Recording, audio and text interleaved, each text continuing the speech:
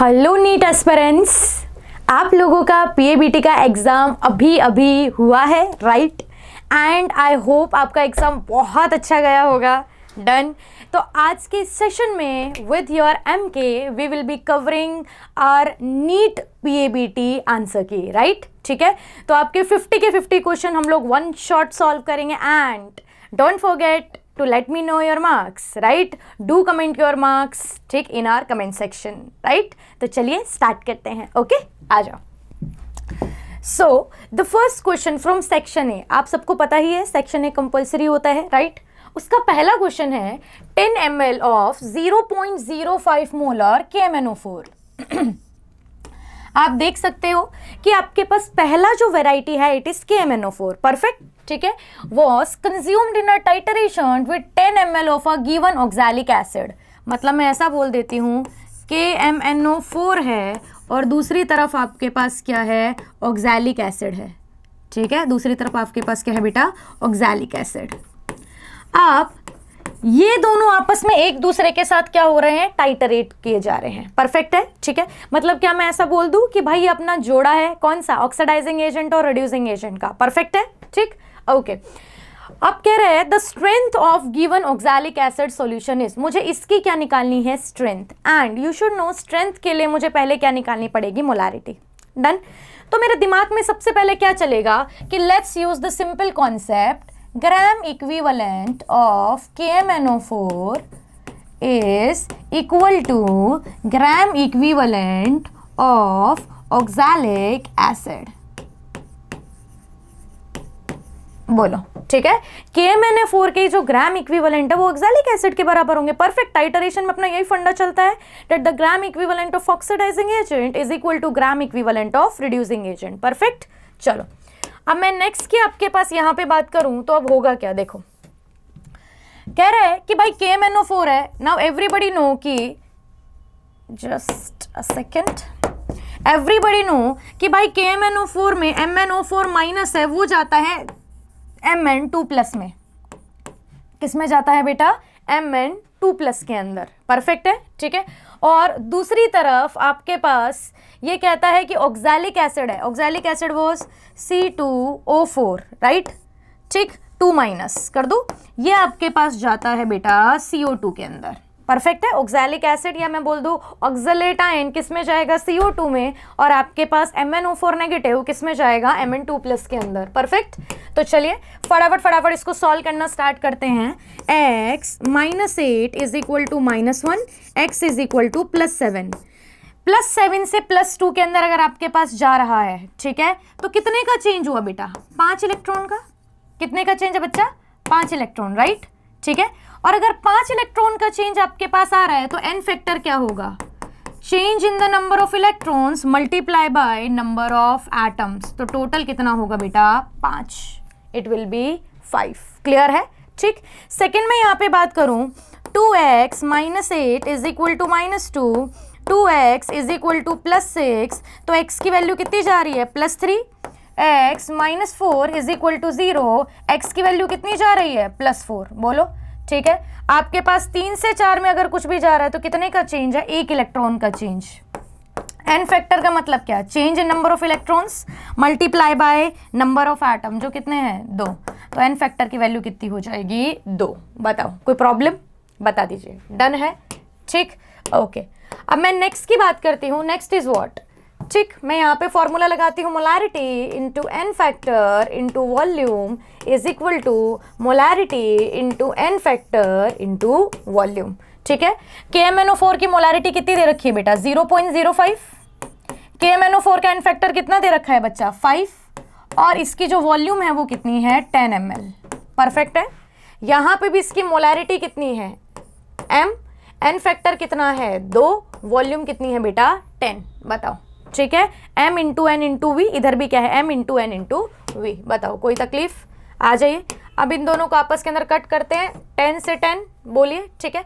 Overall आपके पास कितना होगा, 0.05, ठीक है, ओके, इट विल बी 0.05, ठीक है, इंटू 5 डिवाइड बाई के अंदर कितना होगा 2 is equal to m। Perfect जी, ठीक है। तो यहाँ पे 0.5525 डिवाइडेड बाई में 2 इज इक्वल टू क्या आ जाएगा m। 0.125 is equal to m। बोलो कोई आपत्ति? ठीक है, तो ये मेरे पास वैल्यू आ गई है किसकी? मोलैरिटी की। परफेक्ट, ठीक है। Now I know that molarity is equal to given mass upon molar mass into 1 upon volume of solution in litre. ठीक है, तो गिवन मास अपॉन वॉल्यूम, इसी को ही आप लोग क्या बोलते हो? स्ट्रेंथ। ठीक है, ठीक, weight upon volume of solution in litres, right, that is strength. तो बेटा क्या मैं ऐसा बोल दूं कि जो मेरे पास स्ट्रेंथ होगी it will B molarity multiply by molar mass, right. अब मोलर मास ऑफ कह रहा है ऑक्सैलिक एसिड डाइहाइड्रेट सॉल्यूशन। ठीक है, अब ऑक्सैलिक एसिड डाइहाइड्रेट का अगर मैं यहाँ पे सॉल्व करूँ तो आपके पास क्या होता है? Let's see, oxalic acid is H2C2O4 dot dihydrated dot 2H2O। जरा इसका मास देखते हैं। हाइड्रोजन का 2, कार्बन का 12 इंटू 2 24 और 4 इंटू 16 कितना होगा? प्लस के अंदर आपके पास कितना हो गया? 18 इंटू 2 है तो डायरेक्ट 32 लिख दो। बोलो डन। तो 4 4 8 9 10 11 12, ठीक है, देख लीजिए 12 दूनी 24, 16 दूनी 32 48, ठीक है, और ये 18, ओहो 18 इंटू 2 है ना, तो कितना होगा? 36। परफेक्ट, ठीक है। आ जाओ 6 और 4 10, 16 1 6 7 8 9 10 11 12, 126 आपके पास कितना आ गया है? Molar mass. तो मल्टीप्लाई बाय 126, तो 0.125 मल्टीप्लाई बाय 126। बताओ कोई कंफ्यूजन?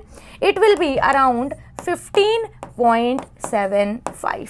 परफेक्ट, तो वैसे तो मेरी स्ट्रेंथ आई गई है 15.75, यूनिट लिखोगे तो क्या होगा? ग्राम पर लीटर। बोलो कोई आपत्ति? क्लियर है, ठीक।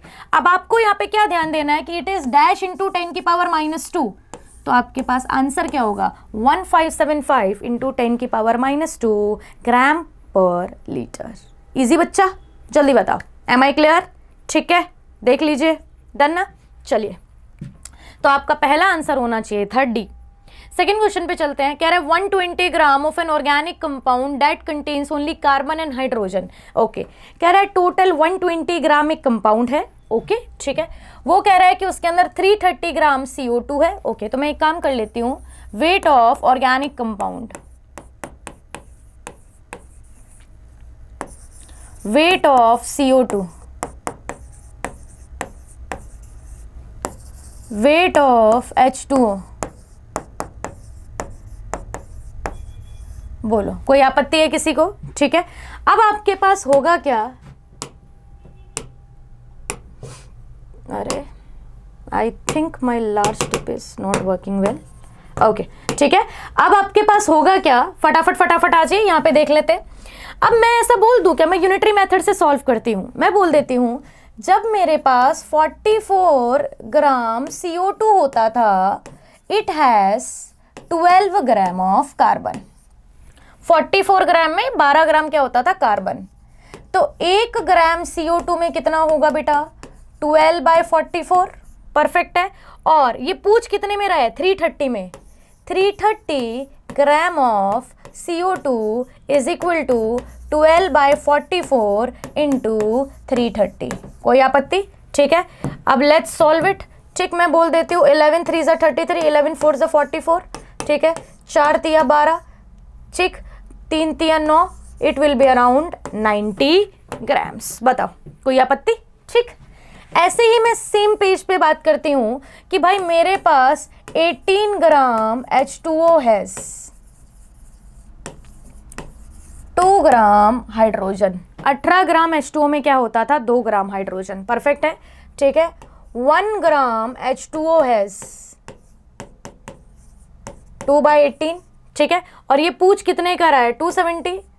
270 gram H2O is equal to 2/18 into 270।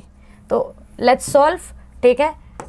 9 2 ज़ा 18, 9 3 ज़ा 27, 3 दूनी 6, 2 से 2 कट हो गया, it will be around 30 grams. बता दो यहाँ तक किसी को कोई भी problem?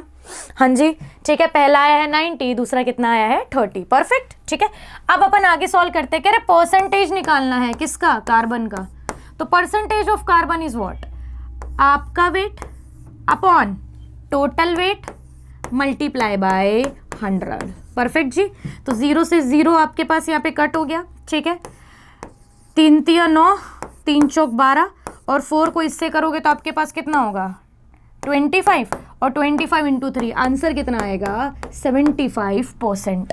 Where as percentage of hydrogen is what? आपका अपॉन सबका इंटू के अंदर 100, ठीक है। तो यहाँ पे आपके पास कितना हो गया देख लो। ओ एक second, it will B 30। Total आपके पास वेट कितना है? डिवाइड बाय 120 इंटू 100, ठीक है। तो 3 इंटू 4 परफेक्ट है, और 100 इंटू 4 कितना हो गया? 25%। Weight of carbon upon total into 100, weight of hydrogen into divide by 120 into 100। Perfect, ठीक है। अब देख लीजिए क्या बोल रहा है। पहला कार्बन का रिपोर्ट करना है, फिर हाइड्रोजन का रिपोर्ट करना है। तो कार्बन का तो कितना होगा? 75 और हाइड्रोजन का कितना होगा बेटा? 25। परफेक्ट, कोई प्रॉब्लम?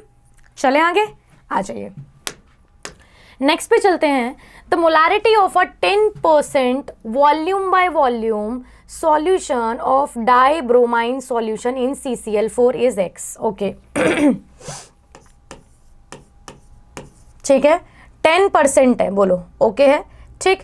10% volume by volume. अब 10% वॉल्यूम बाय वॉल्यूम के अंदर हम लोग क्या लिख सकते हैं? लेट्स सी, 10 ml ऑफ क्या है? Dibromine is Br2 and 100 ml of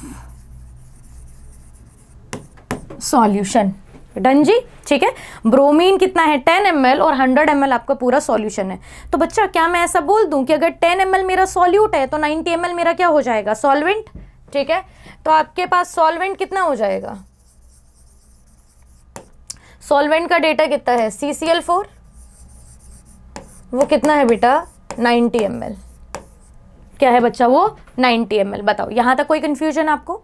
sure है? ओके, चलो। अब मुझे पता है, देखो टर्म में अंदर आपके पास दे रखा है मोलैलिटी, तो दिमाग में डाल लीजिएगा। मोलैलिटी क्या होता है? Given mass upon molar mass into 1000 upon, यहां पे क्या कर सकती हूं? एक सेकेंड, मोलैलिटी है ना, तो weight of solvent in grams. Perfect है।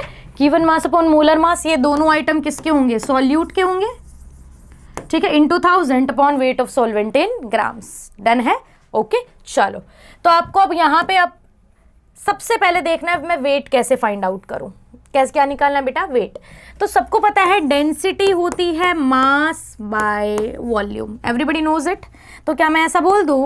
मास is equal to density into volume, ठीक है। सबसे पहले मैं मास ऑफ Br2 निकालूंगी, तो उसके लिए डेंसिटी ऑफ Br2 चाहिए। What is the density of Br2? 3.2 into इसकी वॉल्यूम कितनी है बेटा? 10 ml। तो आपके पास कितना होगा? 32 ग्राम्स। बोलो, डन है। एंड मास ऑफ Br2 के बाद आप CCl4 करोगे, ठीक है। तो CCl4 के अंदर आपके पास डेंसिटी कितनी होगी? 1.6 इनटू आपके पास वॉल्यूम कितनी होगी? वॉल्यूम वॉल्यूम वॉल्यूम फटाफट देखो कितना है? 90। बोलो, परफेक्ट है।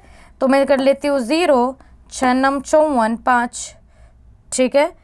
आपके पास हो गया 9 10 11 12 13 14। बताओ, कोई आपत्ति जी? ठीक है, ओके है। बोलो, ठीक। अब देखो ना, सुनो ना, अब आपको अगर इस क्वेश्चन को सिंप्लीफाई भी करना है तो कोई आपत्ति नहीं है, ठीक है। You can directly keep it like this, we will definitely solve it directly. Molality is equal to, given mass की वैल्यू आपके पास कितनी है? 32। मोलर मास की वैल्यू आपके पास कितनी है? 160 इनटू आपके पास क्या हो जाएगा? 1000 अपॉन वेट ऑफ सॉल्वेंट कितना है? 1.6 इंटू के अंदर 90। क्यों नहीं किया? Why to complicate the things, right. Direct आपस में अपने आप कट हो जाएगा। बोलो तो लेट्स डू, ठीक है। ये पॉइंट हटा के ऊपर 0 आ जाएगा, इस 0 से ये 0 कट गया, परफेक्ट है। इस 0 से ये 0 कट गया, 16 को इससे काटोगे तो क्या होगा 2, और 2 को 16 से काटोगे तो क्या होगा 8, ठीक है। तो आपके पास कितना होगा 100 डिवाइडेड बाय 8 इंटू 9, बोलो परफेक्ट है, जल्दी बताओ, ठीक है। यहाँ तक कोई कंफ्यूजन किसी को, देख लीजिए एक बार आप, ठीक। जैसे ही आप इसको सॉल्व करोगे तो इट विल बी अराउंड, ठीक है, 100 अपॉन आपके पास 1, ठीक है। और अगर मैं यहाँ पे बात करूँ आंसर अपने को चाहिए 1 point, it will be around 388 molal. ऐसा करके आपके पास कुछ आंसर आएगा 1.388 करके 100 अपॉन 8 नम, ठीक है। आपके पास करके करोगे तो आपके पास कितना आएगा 1.388 के अराउंड। ये कह रहा है इसको आंसर चाहिए 10 की पावर -2 में, तो 10 की पावर -2 में करूंगी तो मुझे 138.8 करना पड़ेगा बेटा, बोलो यस और नो, ठीक है। और 138.8 को राउंड ऑफ करोगे तो कितना होगा 139, ठीक है। तो ये कह रहा है आपको नियरेस्ट इंटीजर बता देना है, तो नियरेस्ट आपके पास कितना होगा 139, परफेक्ट है। देख लीजिए, कोई आपत्ति? तो आपको जो आंसर टिक करना था it should be B. Next पे चलते हैं। The number of N atoms in 681 gram of C7H5N3O6। Okay, nitrogen के एटम्स निकालने हैं। अब आप मुझे बताओ, एटम्स के लिए सबसे पहले मुझे स्टार्ट कहाँ से करना पड़ेगा, मोल से। तो सबसे पहले मुझे निकालने पड़ेंगे मोल्स। मोल्स के बाद मैं क्या करूंगी, नंबर ऑफ मॉलिक्यूल्स, और नंबर ऑफ मॉलिक्यूल्स के बाद मैं सबसे पहले किसको अप्रोच करूंगी, फिर एटम्स को। डन है। तो मैं यहाँ पे बात करती हूँ मोल्स, गिवन मास अपॉन में आपके पास क्या होगा मोलर मास। गिवन मास की वैल्यू कितनी होगी 681, molar mass, let's calculate the molar mass. C7H5N3O6, 7 into 12 plus 5 plus 3 into 14 plus 6 into आपके पास कितना होगा 16, बोलो बराबर, ठीक है। 7 दूनी यहाँ पे कर देते 14, 84, परफेक्ट है, ओके है। प्लस के अंदर 5, देख 3 चौक 12, 3 एकम 3 और 1 4, प्लस 6 6 36, 3 6 एकम 6 7 8 9, ठीक है। लेट्स कैलकुलेट, 6 और 4 10, 5 15, 15 और 2 17, 1, ठीक है। 9 और 1 10, 4 14, 15 16 17 18 19 20 21 22, इट विल बी 227। क्या हो जाएगा बेटा 227, बोलो डन, ठीक है। तो let us suppose 681 divide by 227, solve करो ना इसको, काटोगे तो कितने पे जा रहा है 3 पे, देख लीजिए आप, 3 7 21, 2 3 2 नहीं, ठीक है। आपके पास 6 और 2 8, 3 2 6, परफेक्ट है। 3 मोल, पहला क्या आ गया 3 मोल। अब मोल इज इक्वल टू क्या करोगे n बाय में Na, तो n की वैल्यू क्या हो जाएगी मोल्स मल्टीप्लाई बाय में Na। मोल की वैल्यू कितनी है 3, इंटू के अंदर आपके पास क्या आ जाएगा Na। कोई तकलीफ? This is your number of molecules, ठीक है। अब number of N atoms, N atoms आप लोग जनरली कैसे निकालोगे आप मुझे बताओ, ठीक है। मैं बोल देती हूँ कि भाई अगर मेरे पास मैं एक सिंगल मॉलिक्यूल की बात करूँ, एक मॉलिक्यूल में कितने नाइट्रोजन है बेटा 3, एक में कितने हैं 3, तो टोटल में कितना होगा मल्टीप्लाइड बाय 3Na, परफेक्ट है। तो total number of is 3 into Na की वैल्यू लिख दो 6.022 इंटू 10 की पावर कितना होगा 23, ठीक है। तो 9 इंटू 6.022 इंटू 10 की पावर क्या हो जाएगा 23, 9 दूनी 18, 1 9 दूनी 18 और 1 19, 6 9 54, बोलो डन है, इंटू 10 की पावर कितना हो जाएगा 23, बोलो परफेक्ट है। अब वो कह रहा है कि आपको नियरेस्ट इंटीजर ऑलमोस्ट बता देना है, चलेगा भाई नियरेस्ट इंटीजर, और कह रहा है कि 10 की पावर 21 में लेके जाना है, तो इट इज अराउंड 5419, मैं ऐसा बोल दूं 0.8 इंटू 10 की पावर क्या होगा 23। तो कुछ नहीं देखना, सबसे नियरेस्ट इंटीजर आपके पास कौन सा आ रहा है 5418, जो भी सबसे नियरेस्ट आए आप वो टिक कर दीजिए, ठीक है। क्योंकि वो देखो मेन चीज यहाँ पे क्या होता है, मैंने 6.022 ले लिया, उसने सिर्फ 6.02 लिया, ठीक है। आपके पास गिवन है तो आप डायरेक्टली लोगे तो बिल्कुल एक्यूरेट आंसर आएगा, ठीक है, you need not to worry. But आप देख रहे हो डिफरेंस बहुत ज्यादा है सारे आंसर में, तो वाई टू रिपीट, राइट। तो आप डायरेक्ट आंसर टिक कर सकते हो। चलते हैं नेक्स्ट पे। Next is the number of atomic orbitals from the following having 5 radial nodes. अगर मैं रेडियल नोड्स की बात करूं बेटा, तो आपके पास कैसे होते हैं radial nodes, n minus L minus 1, ठीक है। सबसे पहला आपके पास होगा 7s, n minus L minus 1 6, ठीक है, 7p, n minus L minus 1, total कितना होगा 5, ठीक है। 6s, n minus L minus 1, total कितना होगा 5। फिर क्या आ रहा है 8p, n minus L minus 1, total कितना हुआ 6, ठीक है। 8d, n minus L minus 1, total कितना हुआ 5। कह रहा है कितने लोग हैं जिनमें 5 आंसर आ रहा है, तो 1 है, 2 है, 3 है, तो आंसर आपके पास क्या आ जाएगा 3, ए ऑप्शन। क्लियर, ओके है, चले आ जाइए, ठीक। कह रहे given below are 2 statement, one is labelled as assertion A and the other is labelled as reason R. Assertion A आपके पास क्या होगा, in the photo electric effect the electrons are ejected from the metal surface as soon as the beam of light of frequency greater than the threshold frequency strikes on the surface. भाई perfect है ना। मान लीजिए ये आपके पास कोई भी आपका सरफेस है, ये इसके ऊपर इलेक्ट्रॉन है। अब समझिए इसकी थ्रेशोल्ड एनर्जी है 5 की, तो जब तक आप इसको 5 या 5 से ज्यादा की एनर्जी नहीं दोगे तब तक क्या वो इजेक्ट होके बाहर जाएगा, नहीं, वो वहीं पे रहेगा, राइट, ठीक है। तो मान लीजिए ये आपके पास इंसिडेंट रे है h न्यू, ये आपके पास ejected electron with the kinetic energy, we know that your total energy is equal to threshold energy that is work function plus के अंदर आपके पास क्या होगा काइनेटिक एनर्जी। बोलो कोई तकलीफ है, टोटल एनर्जी किसके बराबर है W0 प्लस के अंदर क्या हो जाएगा बेटा काइनेटिक एनर्जी, परफेक्ट। तो ऐसे के अंदर आपको बस इतना सा ध्यान रखना है कि जब भी हम ऐसे क्वेश्चन के साथ डील करें तो आपको इतना दिमाग में होना चाहिए कि अगर एनर्जी मेरी थ्रेशोल्ड से ज़्यादा है तो ही इलेक्ट्रॉन इजेक्ट होकर बाहर जाएगा, वरना वो नहीं जाएगा, परफेक्ट है, ठीक, ओके है। तो first is right, this is perfectly right, okay है। सेकेंड की बात करते हैं। अब सेकेंड के अंदर वो आपके पास क्या कह रहा है, when the photon of any energy strikes an electron in the atom, transfer of energy takes place from photon to electron takes place, ठीक है। अब देखो वो कह रहा है कोई भी एनर्जी दोगे तो क्या आपका फोटोन से इलेक्ट्रॉन के अंदर एनर्जी ट्रांसफर हो जाएगा और वो बाहर रिजेक्ट आउट हो जाएगा। इसका बोलने का मतलब ये है, परफेक्ट है। इसका बोलने का मतलब क्या है बेटा कि आप कोई भी एनर्जी देके, ठीक है, आप पूरे के पूरे इलेक्ट्रॉन को इजेक्ट आउट करवा पाओगे, ठीक है। तो आप मुझे बताओ इज दैट पॉसिबल। आपकी एनर्जी तो थ्रेशोल्ड से हमेशा क्या जाना चाहिए, ज़्यादा, ठीक। तो ये जो एनी एनर्जी है ना, that is not right, we can not say any energy, ठीक। It is strictly that my, ठीक, mu should be greater than और इक्वल टू म्यू नॉट, ठीक है। आपके पास जो फ्रीक्वेंसी होनी चाहिए वो थ्रेशोल्ड फ्रीक्वेंसी से क्या होनी चाहिए, ज़्यादा, परफेक्ट है, ठीक। तो आपके पास first is right but second is not right, R is not correct, ठीक है। इसका डीपर मीनिंग समझिए, ये यही बोलना चाहता है, परफेक्ट, ठीक है। कभी आप ऐसे समझने चालू हो जाए एनर्जी तो ट्रांसफर हो जाएगी, बट नो, ठीक है। आपको कैसे पता चलेगा एनर्जी ट्रांसफर हो रही है, जब इलेक्ट्रॉन इजेक्ट आउट होगा, और क्या किसी भी एनर्जी पे वो इजेक्ट आउट होगा, नहीं, राइट है, ठीक है।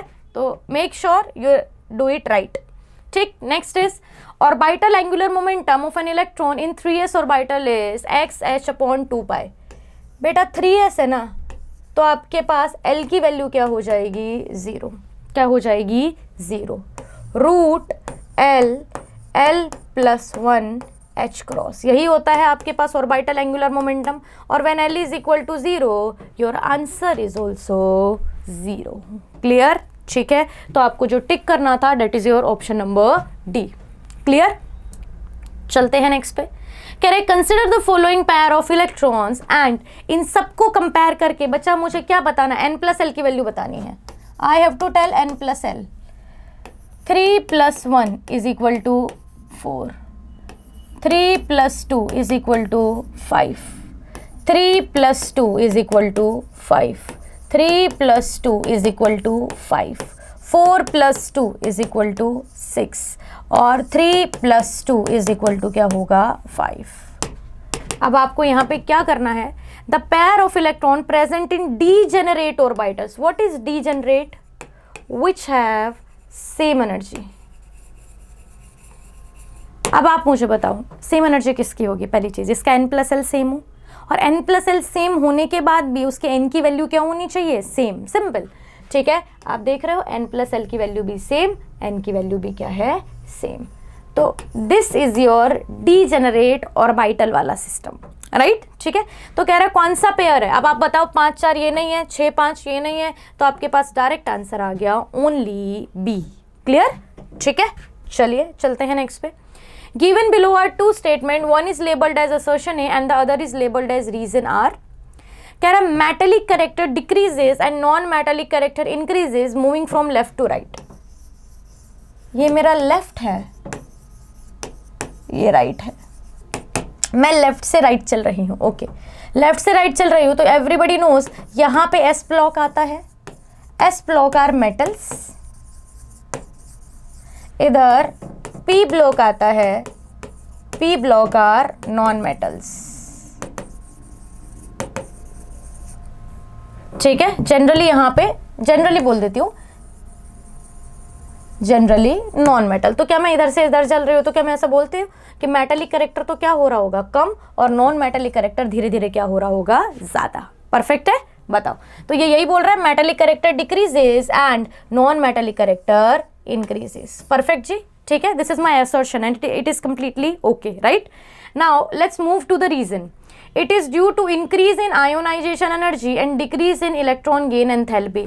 कह रहा है आयोनाइजेशन एनर्जी क्या होगी, इंक्रीज, ठीक है, and electron gain enthalpy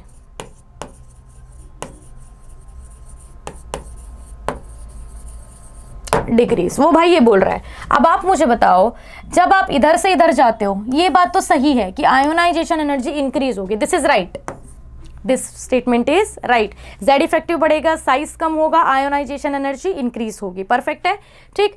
but कह रहे decrease in electron gain enthalpy, electron को तो डिक्रीज करवा रहा है वो, एंड दिस इज रॉन्ग, क्योंकि इलेक्ट्रॉन गेन एंथैल्पी भी क्या होती है बेटा, इंक्रीज। जब आप लेफ्ट से लेके राइट जाते हो ना, चाहे आयोनाइजेशन हो, चाहे इलेक्ट्रॉन गेन हो, चाहे आपके पास इलेक्ट्रोनेगेटिविटी की वैल्यू हो, सारी की सारी वैल्यू इधर से इधर चलते हैं तो क्या होती है, इंक्रीज होती है। परफेक्ट है, बताओ कोई आपत्ति जी, ठीक। तो क्या मैं यहाँ पे डायरेक्टली ऐसा लिख सकती हूँ, A is true and R is false, assertion is right but your reason is wrong. Clear बेटा, चलो नेक्स्ट पे चलते हैं। Given below are the oxides. पहला ऑक्साइड आपके पास क्या है, Na2O। Na2O का काम कैसा होता है, बेसिक ऑक्साइड्स, ठीक है। As2O3 कैसा होता है, एम्फोटेरिक, ठीक है। N2O एंड NO ये कैसे होते हैं आपके पास, न्यूट्रल, ठीक है। एंड Cl2O7 आपके पास ये कैसा हो जाता है, एसिडिक। बोलो डन। अब आगे क्वेश्चन पढ़ते हैं। Number of amphoteric oxide is, आपके सामने ही है, आंसर क्या आएगा, 1। सिर्फ यही एक ऐसा है जो एम्फोटेरिक है, बाकी के तो आपको पता ही है, वो बेसिक है, ये न्यूट्रल है, और लास्ट वाला आपके पास क्या है बेटा, एसिडिक है। क्लियर, ठीक है, तो एक ही है, डन। चलिए next is for the elements B, C, N, L, I, B, E, O, F, the correct order of first ionization enthalpy. Again a very simple question, right? Ionization energy का order तो वैसे अपने को पता ही है। अपने पास दो abnormalities आती है जब आप लेफ्ट से लेके राइट की तरफ चलते हो। पहला तो क्या होता है, बेरिलियम बोरोन से क्या होता है ज़्यादा, IE1 of BE is more than B। दूसरा आपके पास नाइट्रोजन ज़्यादा होता है, किससे, ऑक्सीजन से। परफेक्ट है। तो पहले मैं इन्हीं दोनों को देख लेती हूँ, जिसके अंदर ये सेट हो जाए आंसर वही आ जाएगा, पूरा ट्रेंड लिखने की ज़रूरत नहीं है। तो पहले में चलते हैं। बी से आगे है, रिजेक्टेड, ठीक है, ओके। बी से आगे और ON से आगे है, रिजेक्टेड, परफेक्ट। BE से आगे, NO से आगे, परफेक्ट। आपके पास जो करेक्ट ऑप्शन होगा that will be C. Done है। लिथियम, लिथियम के बाद boron, beryllium, carbon, oxygen, nitrogen and last is fluorine. Perfect. तो आपके पास कौन सा आंसर आएगा बेटा जी? सी। कौन सा आएगा? सी। परफेक्ट। चलो नेक्स्ट की बात करते हैं। According to MO theory the bond order 4। Okay, सबसे पहले तो O2 2 माइनस, फिर करते हैं अपन CO और तीसरा हम लोग करते हैं NO प्लस। ठीक है, आ जाओ। O2 2 माइनस, 8 दूनी 16 और 2 आपके पास कितने होंगे? 18 इलेक्ट्रॉन्स। ठीक है, आपके पास कितने होंगे? 6, 6 दूनी 12, ठीक, और ये 2 होंगे 13 14 इलेक्ट्रॉन्स। 7 और 7 आपके पास टोटल वापस से कितने होंगे? 14 इलेक्ट्रॉन्स। अब देख सकते हो इजी है। एक ऑक्सीजन के अंदर कितने होते हैं बेटा? 8, दूसरे में भी 8, 8 8 16 और 2 माइनस का चार्ज है, मतलब 2 इलेक्ट्रॉन इसने क्या कर लिए हैं? गेन कर लिया। 18 हो गया टोटल। ठीक है, एक कार्बन में 6, ऑक्सीजन में 8, टोटल कितने हो गए? 14। परफेक्ट है। ऐसे ही N में 7, उसमें 8 बट प्लस है तो एक इलेक्ट्रॉन लूज कर दिया, तो टोटल 7 + 7 कितने हो गए? 14 इलेक्ट्रॉन्स। डन। कह रहा है कि according to MO theory the bond orders for this this this respectively are. अब बॉन्ड ऑर्डर क्या होगा? तो आप देखो सिंपल है, अपन जनरली एक ट्राइंगल के जैसे करते भी हैं। सबसे पहले यहां से बात करते हैं। यहां पे मैं किसको रख रही हूँ? 14 15 16 17 18 19 20 13 12 11 10 9 8। आई थिंक सो सबको पता होगा ही। यहाँ पे आपके पास बॉन्ड ऑर्डर की वैल्यू कितनी है? 3। इधर कितनी है? 2.5। इधर कितनी है? 2। इधर कितनी है? 1.5। इधर कितनी है? 1। इधर कितनी लिखते हो? 0.5 और इधर आप क्या लिख देते हो? 0। अपने को ये पता ही है। परफेक्ट है। ठीक, तो आ जाइए 18 के ऊपर let me circle what ever it is asked. 18 वाले साइकिल पे जाओगे तो कितना है? 1 और 14 तो अपना है ही। टोटल कितना है? 3। इसका भी कितना है? 3। तो आंसर आ गया 1 3 3। तो आपके पास जो करेक्ट ऑप्शन होगा that will be A. Clear बेटा? चलो नेक्स्ट पे चलते हैं। Next is match list 1 with list 2। ठीक, आ जाइए फटाफट मैच कर लेते हैं। सबसे पहले HCF4। ठीक है, HCF4 आप सबको पता है इस तरीके का स्ट्रक्चर होता है।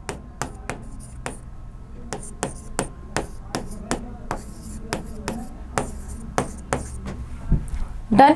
ठीक है, दूसरा है SF4।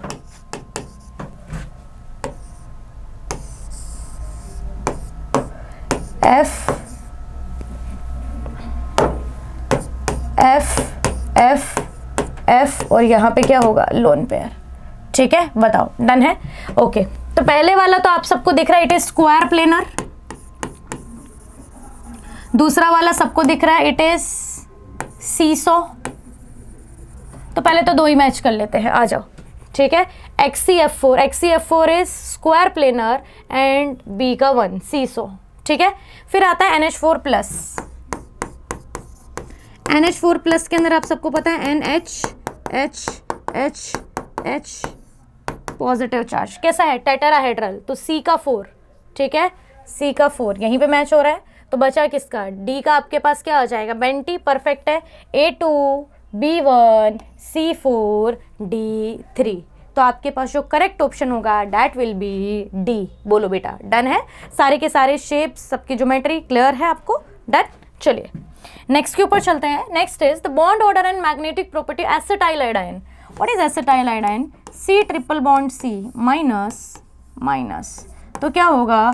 C2 2 माइनस। परफेक्ट है। इसके अंदर इलेक्ट्रॉन्स गिन लो। 6 दूनी 12, 12 और 2 टोटल कितने हो गए? 14 इलेक्ट्रॉन्स। कह रहा है किसके बराबर है? जिसमें भी नंबर ऑफ इलेक्ट्रॉन्स होंगे सेम, वही क्या आ जाएगा? Answer. Let's start with NO plus 7 plus 8 minus 1, total कितने हो गया? 14। आगे देखने की जरूरत ही नहीं है। परफेक्ट। आपके पास जो आंसर आ गया है वो आ गया है NO प्लस, क्योंकि दोनों में 14 इलेक्ट्रॉन्स है बेटा, तो दोनों के बॉन्ड ऑर्डर कितने होंगे? 3। What will be the bond order? It will B 3। बोलो। डन। चलिए नेक्स्ट की बात करते हैं। ठीक है, ऑप्शन मैंने बता दिया था ना first. Okay, next is SO2 and H2O both possess V shape structure. Okay, SO2 और दूसरा है H2O. तो SO2 कुछ इस तरीके का होता है.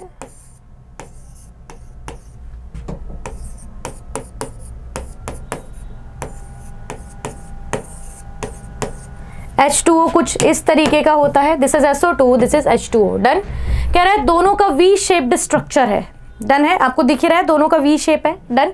बट कह रहा है the bond angle of SO2 is less than H2O. अब आप मुझे बताओ, अगर ये एक्चुअल के अंदर आपके पास ट्राइगोनल प्लेनर होता तो 120 होता. परफेक्ट है. थोड़ा लोन पेयर के रिपल्शन की वजह से at it is approximately around 119 degrees. 120 से 119.5 के अराउंड ये जाता है. मैंने अप्रोक्सीमेटली 119 लिख दिया. डन. जैसे यहाँ पे बात करते हैं, यहाँ पे बहुत स्ट्रॉन्ग LP रिपल्शन हो रहा है. बोलो. ठीक है कि आपके पास ये एंगल है, अप्रोक्स लिख देती हूँ, अप्रोक्स 104 डिग्री के अराउंड आ जाएगा. ठीक है. अगर एक्चुअल में देखते तो आपको पता ही होना चाहिए अराउंड 109 के अराउंड आपके पास टेट्राहेड्रल का एंगल जाता है. बट H2O के अंदर दो लोन पेयर रिपल्शन है. मोर LP repulsion, laser will be your angle. Right. Perfect है. तो इट विल बी अराउंड 104. तो ये क्या बोल रहा है, बताओ क्या सही है. तो कह रहा है the bond angle of SO2 is less. काहेगा लेस भाई, इसका 119 और इसका अराउंड 104 है. परफेक्ट. डिफरेंस भी बहुत ज्यादा है कि मैं एक्यूरेटली ना बताऊं तो भी चलेगा. परफेक्ट. ठीक है. तो आपके पास क्या होगा, फर्स्ट इज करेक्ट. फर्स्ट क्यों करेक्ट, दोनों वी शेप्ड है. बट सेकंड इज इनकरेक्ट क्योंकि यहाँ पे लेस नहीं, यहाँ पे क्या आएगा बच्चा, मोर. क्लियर है. ठीक. तो आप ज्योमेट्री से इजीली प्रेडिक्ट कर सकते थे. ठीक है, बिल्कुल सिंपल तरीके से आपको बताया गया है. डन. चलो, next is amongst the following the number of species having linear shape is. किसकी लीनियर शेप है, फटाफट सारे बनाते जाऊं मैं, आप देखते जाना, बाद में अपन कैलकुलेट कर लेंगे. डन. आ जाइए. First is XCF2. XCF.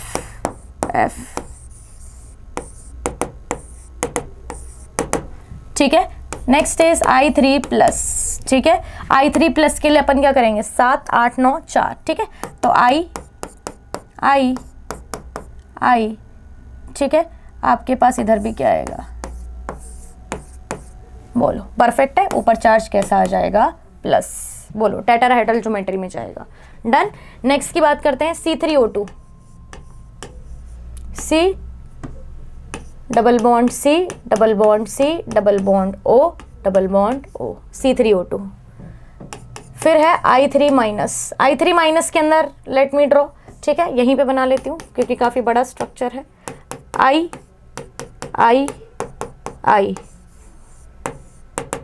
Lone pair. ऊपर चार्ज कैसा होगा, माइनस. परफेक्ट. फिर कह रहा है CO2. C double bond O double bond O. फिर कह रहा है SO2. S double bond O double bond O. इधर क्या आ जाएगा, लोन पेयर. फिर बोल रहा है BeCl2. BeCl. फिर बोल रहा है BCl2-. ठीक है. तो आपके पास कितना होगा, 3 2 6. तो BCl लोन पेयर होल पे कैसा होगा, माइनस चार्ज. परफेक्ट. कह रहा है इनमें से ऐसे कितने लोग हैं जो लीनियर हैं. आ जाइए फटाफट से देखते हैं. चलो भाई.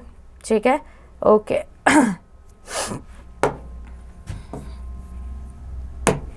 पहला, लीनियर, नॉट लीनियर, लीनियर,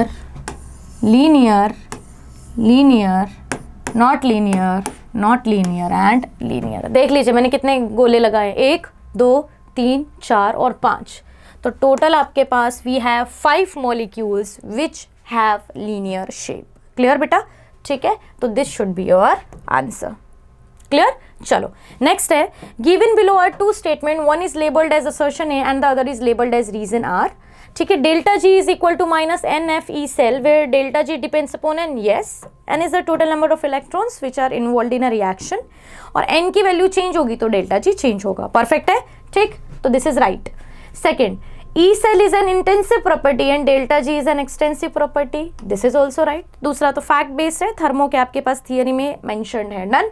तो आपके पास बोथ आर करेक्ट. तो क्या मैं डायरेक्ट बोल दूं A and R are true and R is the correct explanation of A. बराबर.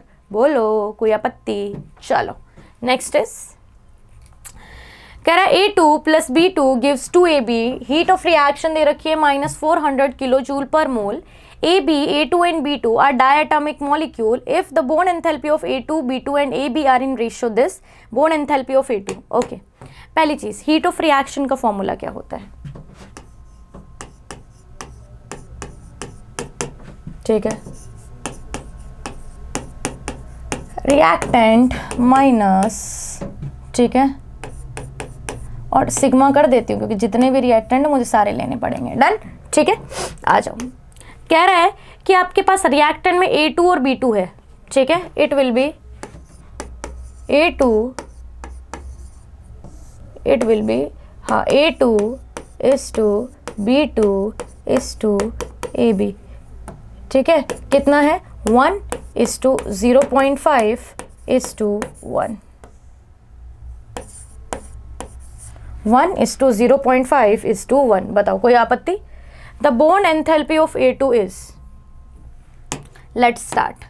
रिएक्टेंट आपके पास A2 कितना है बेटा? X. B2 आपके पास कितना होगा? 0.5x. ठीक है, रिएक्टेंट डन. -2 × के अंदर प्रोडक्ट के अंदर आपके पास कितना है? x. ठीक है, मैंने इसको x मान लिया. I consider it to be x, it to be 0.5x, और ये कितना होगा? x. परफेक्ट है. ठीक है, अब देखो, तो मैंने x, रिएक्टेंट में x और 0.5x आएंगे, और माइनस के अंदर 2x आएगा, और ये इट इज़ -400. तो -400 इज इक्वल टू, यहाँ पे मैं टोटल करूँगी तो -0.5x आ जाएगा, क्योंकि 1 + 0.5 इज 1.5 -2, माइनस से माइनस कैंसिल हो गया. 400 डिवाइडेड बाय में 5 × 10 इज इक्वल टू x, हटा लिया. ठीक है, तो आपके पास 800 इज इक्वल टू x. डेटा किलो जूल पर मोल में था, तो आंसर भी किलो जूल पर मोल में आएगा. तो आपका जो करेक्ट ऑप्शन होगा that will B C, and that is your 800. Clear? ठीक है, चलिए चलते हैं नेक्स्ट क्वेश्चन पे. कह रहा है 1 mole of an ideal gas at 350 Kelvin is in a 2 liter vessel of thermally conducting walls which are in contact with the surrounding. Okay, ठीक है, यहाँ से मुझे क्या पता चला? 1 मोल है. ठीक है, और टेम्परेचर मुझे पता चल गया 350. इट अंडरगोस, काम की चीज़ देखो ये रहा, आइसोथर्मल रिवर्सिबल एक्सपेंशन. अगर आपके पास आइसोथर्मल जैसा कुछ है, ठीक है, आइसोथर्मल का मतलब क्या? डेल्टा टी की वैल्यू क्या हो जाएगी? 0. आइसोथर्मल में मतलब डेल्टा टी की वैल्यू क्या हो जाएगी बेटा? 0. क्लियर है? ठीक. और आपके पास कह रहा है V1 की वैल्यू कितनी है? 2 लीटर. V2 की वैल्यू आपके पास कितनी है बेटा? 3 लीटर. परफेक्ट है. कह रहा है चेंज इन एंट्रोपी बताओ. ठीक है, अब आप of the surrounding says this. ठीक है, अब देखो, चेंज इन एंट्रोपी, तो मैं डेल्टा एस की वैल्यू क्या कर सकती हूँ? तुम मुझे बताओ. वैसे तो अपन करते हैं NCVM ln T2/T1 + NR ln V2/V1, but अपने को क्या ध्यान रखना है? डेल्टा टी तो 0 है, तो मैं डायरेक्ट यूज कर सकूँ क्या? NR ln V2/V1. ठीक है, बिकॉज आपके पास डेल्टा टी की वैल्यू क्या है? 0. ठीक है, n की वैल्यू कितनी है बेटा? 1. r की वैल्यू कितनी होगी? 8.314 ln 2.303 into log V2/V1. V2 कितना है? 3 डिवाइडेड बाय में कितना आ रहा है बेटा? 2. परफेक्ट है. तो आपके पास 8.314 इंटू 2.303. ठीक है, आप log 3 - log 2 लिख सकते हो इसको. ठीक है, log 3 और log 2 की वैल्यू मेंशन करने की ज़रूरत बिल्कुल भी नहीं है, क्योंकि आपको ये सिंपल वैल्यूज़ तो पता होनी ही चाहिए है. ठीक है, ओके है. log 2 0.3010, log 3 0.4771. I think everybody knows it, right? ठीक है, तो you just have to put all the values over here. Done. और सारी वैल्यू को जब आप पुट करोगे यहाँ पे, तो आपके पास जो आपका आंसर आएगा इट विल बी अराउंड 3.3. ठीक है, वो बोल रहा है नियरेस्ट इंटीजर बता दो, तो नियरेस्ट इंटीजर आपके पास डायरेक्ट क्या आ जाएगा? 3. क्लियर है? बोलो, किसी को कोई आपत्ति? ठीक, तो मल्टीप्लाई कर लीजिएगा, you will get this answer and the unit is quite simple. Done. चलो, तो आपके पास जो करेक्ट ऑप्शन था इट विल बी B. ठीक।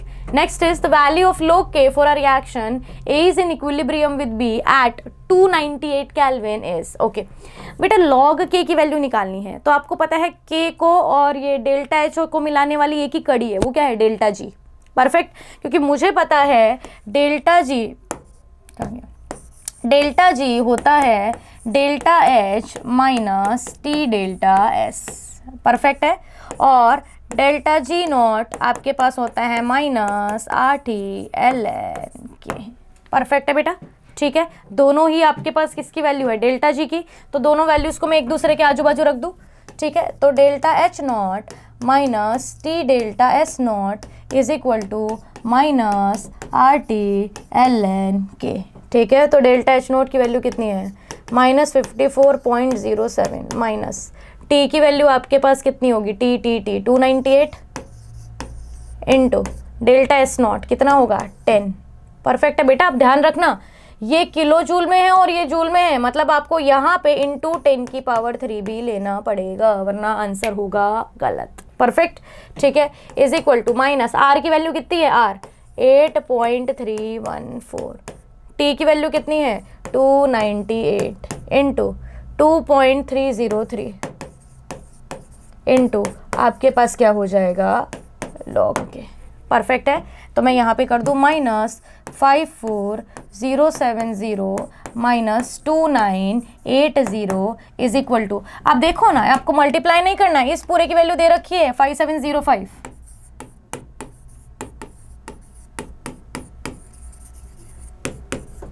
परफेक्ट है। और जब आप इसको माइनस करोगे इट विल बी अराउंड, ठीक है, माइनस मतलब ऐड करोगे तो इट विल बी 0, ठीक है। 7 14 और 1 5 9 और 1 10 4 5 6 और 7 minus 57050 is equal to minus 5705 into में क्या कर दूंगी log के, आपको पता है माइनस से माइनस कर दूंगी, ये से ये काट दूंगी, तो 10 इज इक्वल टू क्या आ जाएगा बेटा log के, क्या वैल्यू आ जाएगी 10 इज इक्वल टू log के। तो इसने यही पूछा था कि log के की वैल्यू बता दो, तो आपको जो आंसर यहाँ पे टिक करना था it should B D. Clear, देख लीजिए, डन है जी, ठीक। चलते हैं नेक्स्ट पे। कह रहा है a mixture of 1 mole of H2O and 1 mole of CO is taken in a 10 litre container and heated to 725 kelvin at equilibrium. 40% of the water by mass react with carbon monoxide. CO plus H2O gives CO2 plus H2। Perfect है, ठीक। कह रहे हैं दोनों का एक एक mole है, एक mole 0 0 at T is equal to 0, T equilibrium 1 minus x बराबर है, ठीक है, ओके है। अब आपके पास ये क्या बोल रहा है कि 40% of the water by mass react, 40% water react हुआ मतलब 0.4 रिएक्ट हुआ, मतलब x की वैल्यू कितनी है 0.4, राइट।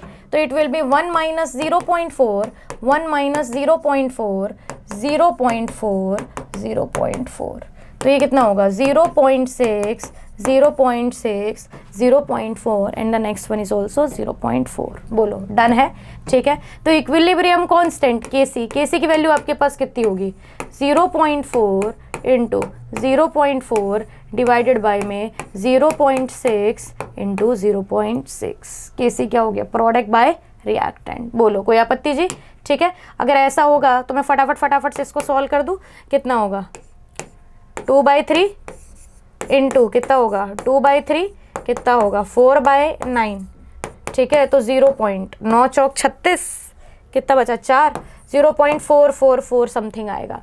बट ये कह रहा है इसको आंसर चाहिए Kc इंटू 10 की पावर 2, तो 10 की पावर 2 अगर मैं इधर ले लूँगी तो आपके पास कितना होगा 44.4 के अराउंड आ जाएगा आपके पास, इंटू 10 की पावर 2 मुझे आंसर चाहिए, ठीक है। बोलो समझ रहे हो क्या बोल रहा है, जो आंसर है उसको इंटू 10 की पावर 2 करके आंसर बताओ। तो 44.44 नियरेस्ट इंटीजर करोगे तो आंसर कितना आएगा 44। इजी, ठीक है। चलिए चलते हैं नेक्स्ट पे। कह रहा है the solubility of silver chloride in water is 1.434 into 10 की पावर -3 ग्राम पर litre. The value of minus log Ksp for silver chloride is.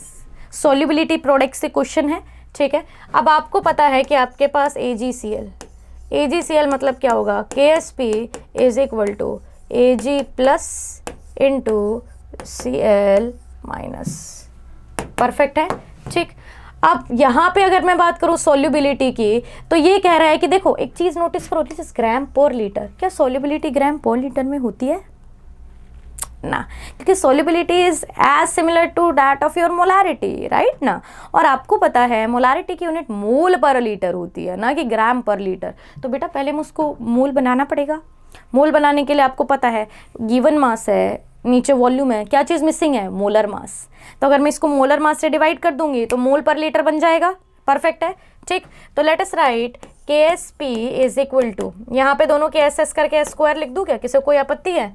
इसका S, इसका भी S, दोनों मिलके क्या हो गया, S², राइट। तो KSP is equal to solubility will be 1.434 into 10 की पावर -3 डिवाइडेड बाय में मोलर मास, इन दोनों को जोड़ोगे तो आपके पास कितना होगा, 9, 10, 11, 12, 13, 14, ठीक है, ओके। पॉइंट आपके पास 7, 8, 9, 10, 11, 12 और 1, 13, ठीक है, 143.4 ही होगा। होल का क्या आ रहा है, स्क्वायर। ऊपर वाले को नीचे वाले से कैंसिल करोगे तो मैं यहाँ पे बोल दूँ 10 की पावर -5 होल का स्क्वायर इज इक्वल टू क्या आ जाएगा, KSP। उसे क्या चाहिए, उसे माइनस लोग KSP चाहिए, ओके। तो टेकिंग लोग बोथ साइड, लोग KSP इज इक्वल टू, ठीक है, यहाँ पे कितना हो जाएगा, 5 × 2 -10 log 10। log 10 की वैल्यू तो 1 होगी, ठीक है। तो log KSP is equal to कितना होगा, -10। बोलो कोई आपत्ति? और इसको माइनस लोग KSP चाहिए, तो माइनस लोग KSP मतलब क्या वैल्यू होगी आपके पास, 10, ठीक है। क्या वैल्यू है आपके पास, 10। तो आपके पास जो करेक्ट ऑप्शन होगा इट विल बी C। क्या ऑप्शन होगा बेटा, C। बोलो डन है। चलिए नेक्स्ट पे चलते हैं। कह रहे हैं consider the following equation 2SO2 + O2 gives 2SO3। Delta H दे रखा है, देख रहे हैं डेल्टा H माइनस है, माइनस है मतलब आपके पास रिएक्शन कैसी होगी, एक्सोथर्मिक। कैसी रिएक्शन है बच्चा आपके पास, एक्सोथर्मिक। डन, ठीक है। The number of factors which will increase the yield of SO3 at equilibrium from the following is. SO3 की यील्ड को कौन बढ़ाएगा, मतलब रिएक्शन मुझे फॉरवर्ड लेके आनी है। परफेक्ट। कह रहा है इंक्रीजिंग द टेम्परेचर। अब आपको ली चटरलेयर प्रिंसिपल बोलता है कि अगर एक्सो में आप टेम्परेचर बढ़ाओगे तो रिएक्शन बैकवर्ड जाएगी, तो पहली चीज तो गलत। Second, increasing pressure. अगर आप प्रेशर को इंक्रीज करते हो तो उस तरफ जाता है जहां प्रेशर कम हो। प्रेशर कहाँ कम होता है, जिधर नंबर ऑफ गैशियस मोल्स क्या हो, कम। तो आ जाओ, इधर 2 और 1 गैशियस मोल्स टोटल 3 है और इधर 2 है, तो yes it will move in forward direction. Perfect, तो this is right. Adding more SO2, SO2 add कर रहे हो मतलब आप रिएक्टेंट ऐड कर रहे हो, ठीक है, तो रिएक्शन फॉरवर्ड जाएगी, यस। O2 ऐड कर रहे हो तो भी आपके पास क्या जाएगी, yes. Addition of catalyst, no. तो टोटल आपके पास कितने फैक्टर्स होंगे, 3। कितने होंगे बेटा, 3, ठीक है। तो आपके पास जो करेक्ट ऑप्शन होगा that will B D। Done. चलो क्वेश्चन नंबर 74 पे चले। कह रहा है a student needs to prepare a buffer solution of propanoic acid and its sodium salt with pH 4. The ratio of this is salt upon acid required to make buffer is। तो उसने सामने से अगर बोल दिया बफर है तो कुछ सोचने वाली बात ही नहीं है, राइट, ठीक है। हम लोग डायरेक्टली क्या यूज करेंगे, अपना equation for buffer that is pH is equal to pKa plus log salt upon acid। Perfect है, ठीक। pH की वैल्यू आपके पास क्या होगी, 4। pKa is minus log K plus log salt by acid. यहाँ पे क्या होगा, ऊपर सॉल्ट और नीचे आपके पास क्या होगा बेटा, एसिड। परफेक्ट है, ठीक है। तो 4 इज इक्वल टू माइनस का log K की वैल्यू कितनी है बेटा, 1.3 इंटू 10 की पावर -5, ठीक है। प्लस के अंदर आपके पास क्या होगा, log सोल्ट बाय एसिड। अब आप मुझे बताओ ना, मुझे अगर कुछ कॉमन लेना हो तो मैं एक काम कर लूँ, इसको भी माइनस log ले लूँ, तो माइनस log एसिड बाय में आपके पास क्या हो जाएगा, सॉल्ट, ठीक है। बताओ, मैंने दोनों को स्वाइप कर दिया है, स्वाइप करके मुझे क्या मिला, आप देख रहे हो, नेगेटिव लेके एसिड ऊपर ले लिया, सोल्ट इधर ले लिया, तो मैं यहाँ से माइनस log, माइनस पहले तो कॉमन ले लेती हूँ, तो दोनों प्लस प्लस हो गए। अब आपको पता है log A plus log B, क्या यूज कर सकते हो, log A इंटू B। तो let's write log A into, ठीक है,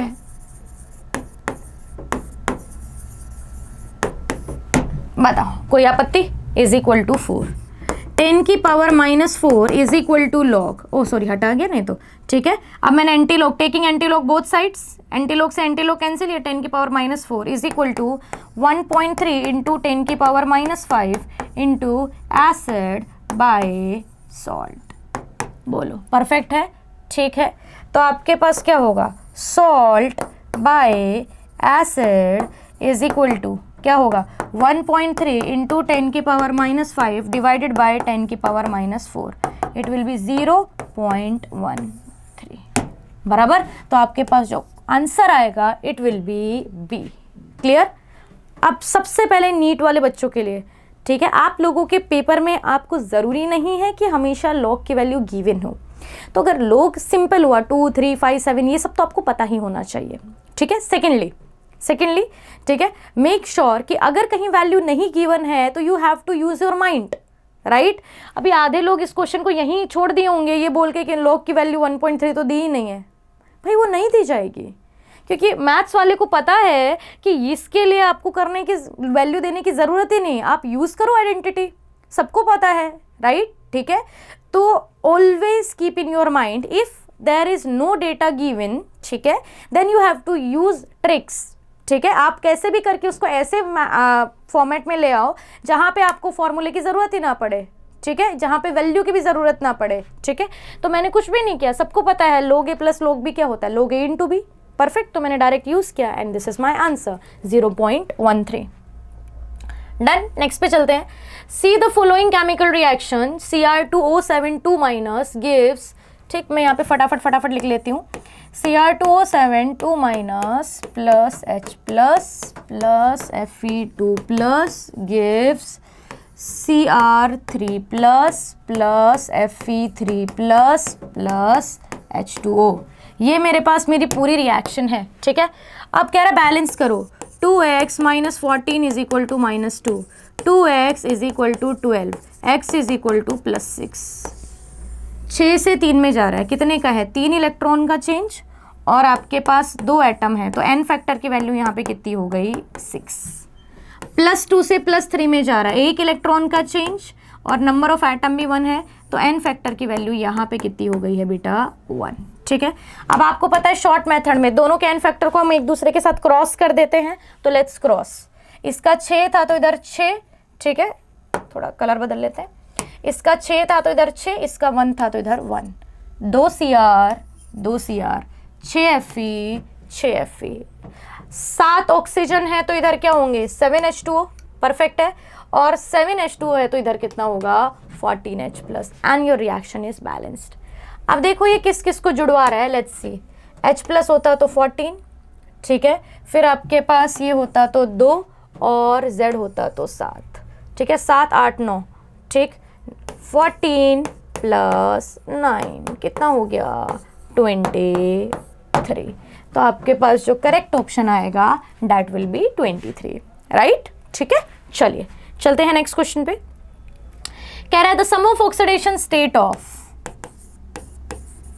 FeCO5 VO2 प्लस WO3, इन सब की ऑक्सीडेशन स्टेट करना है।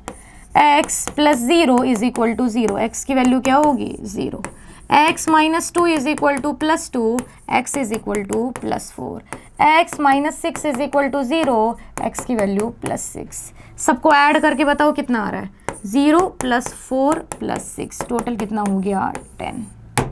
डन है, ऑक्सीडेशन स्टेट के आंसर क्या आ जाएगा, 10। तो आपके पास जो करेक्ट ऑप्शन जाएगा it should be A. Clear बेटा, ठीक है। चलिए आगे चलते हैं।